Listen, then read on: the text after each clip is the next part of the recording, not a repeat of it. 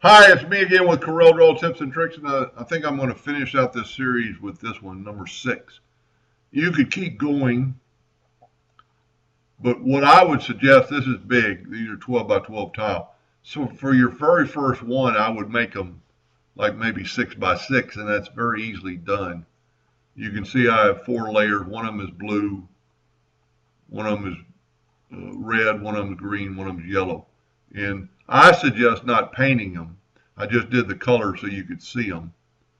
My suggestion when you're putting this together, because they need to be put together correctly, your bottom 3 layers, which are, this is your very top layer, I believe. It's kind of hard to tell. No, this is your very top layer. So these 3 layers, I would put indexing, what I call indexing dowels, and I've made plenty of videos on this.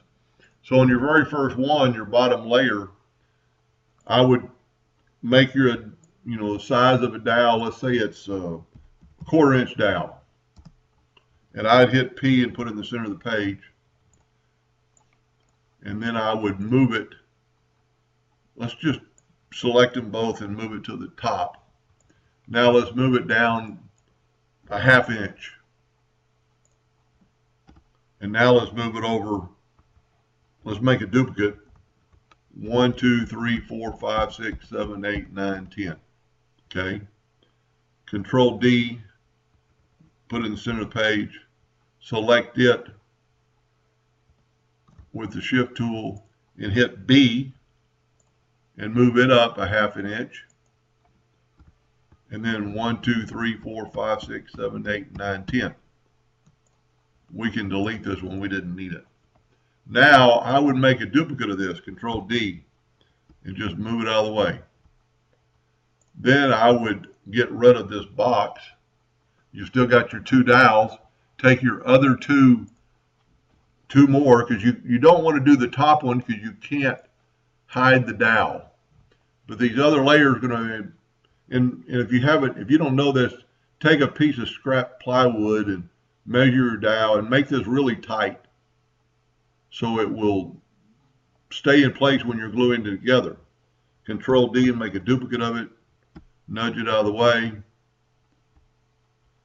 I did not get my dowels.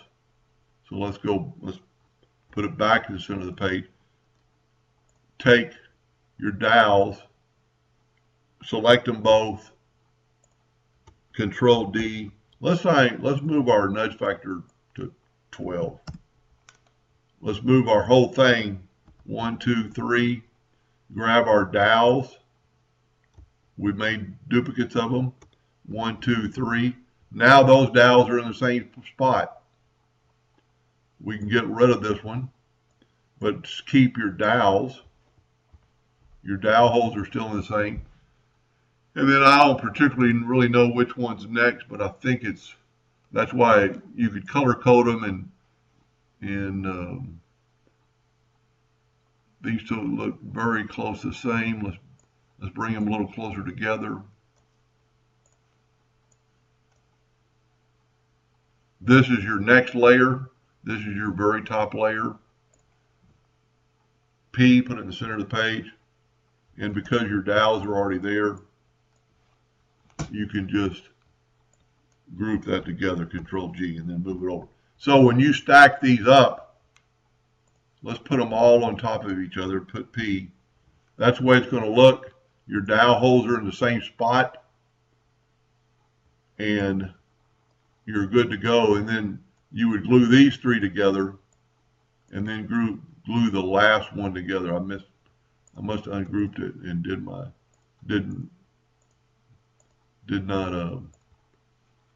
group them together. Control G, Control G, Control G. Now this one cannot have dowels because of the fact that the dowels would show, but you can lightly glue it and you'll already have 4 pieces of wood or 3 pieces of wood. And I would keep going. I would do more layers. Now, before you did all that, I would make them all you know, if they're grouped together, Control G, I'd make them 6 by 6. You're going to save a little wood. And you can do that just by 6 by 6. It'll save you a little wood, and then you'll know whether you did it right and how it looks. And your contours will actually be a little smaller, a little more detailed. So that's how I would do it. Now I'm going to finish this project, and I think I'm going to share it on my Facebook page. And when I do share that, I'll make another video. But there's one thing I would do before I would do all that. I would take the very last one. Sorry about that. See, this one doesn't have any dowel holes. So what I would do to this one would be to do this. Let's do this. I'd add a little detail to that outside layer, especially if you're not going to paint it. Let's grab this, put it in the center of the page. Let's just go ahead and make a 8-inch box. No, we've reduced it. So now we need to make a 4-inch box. Press P. Now what I would do, tell you what, let's do this. Let's just make a duplicate of this guy and get it out of the way. Well, really, we didn't need to make a duplicate. Let's make a 4-inch box and a 6-inch box. And then what I would do is, to give a little detail, is in the center of the page, I would vector cut some lines. I would get my 2-point line, and I'd go from the center, hold down your Control key, make it long enough to go past your corners. Let's Control D and make a duplicate. Double click on it, get your rotation in the center. Rotate it 5 degrees, let's say. Well, you know, really and truly, let's go 2.5.